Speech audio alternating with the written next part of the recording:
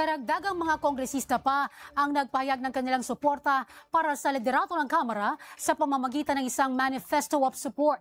Kinakailangan nila ng Kamara ang isang pamumunong nakakaunawa na ang institusyon ay dapat na pinatatatag sa pamamagitan ng isang mabuting halimbawa.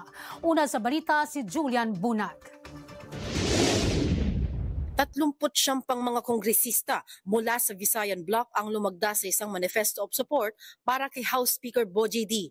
Sa pangunguna ni House Deputy Speaker at Iloilo 4th District, Representative Virginel Biron at Deputy Majority Leader at Iloilo 3rd District, Representative Lawrence Defensor. Ang deklarasyon na ito mula sa Visayan Bloc ay dumagdag sa bilang ng mga kongresista na nauna nang nagpahayag ng kanilang suporta para sa leader ng Kamara.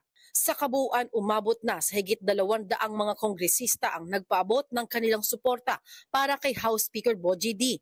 Ito ay taliwas sa mga naging usap-usapan noon na magkakaroon ng pagpapalit sa liderato ng Kamara. Sa inilabas na manifesto of support ng Visayan Bloc, sinabi ng mga kongresista na ipinakita ni Speaker D ang isang moral na paninindigan na siyang kinakailangan para pamunuan ang mga reforma sa isang institusyon na dapat anilang aminin ang mga naging pagkakamali na mayroong mga sistemang inabuso at dapat na mabago ang Kamara kung nais nitong tunay na mapagsilbihan ang mga Pilipino ng may dangal. Ayon pa sa mga kongresista, ipinakita rin ng leader ng Kamara na nakahanda itong harapin ang mga katotohanang mahirap tanggapin at iginiit na ang pananagutan ay hindi isang opsyon at hindi pinipili. Ang ganitong uri anila ng pamumuno ay nakasunod sa pagpapahalaga na mayroon ang mga kongresistang mula sa Visayas Bloc. Kaya naman anila tumitindig sila para maibalik ang moral ng Kamara, accountability at karapat-dapat para sa tiwala ng mga Pilipino.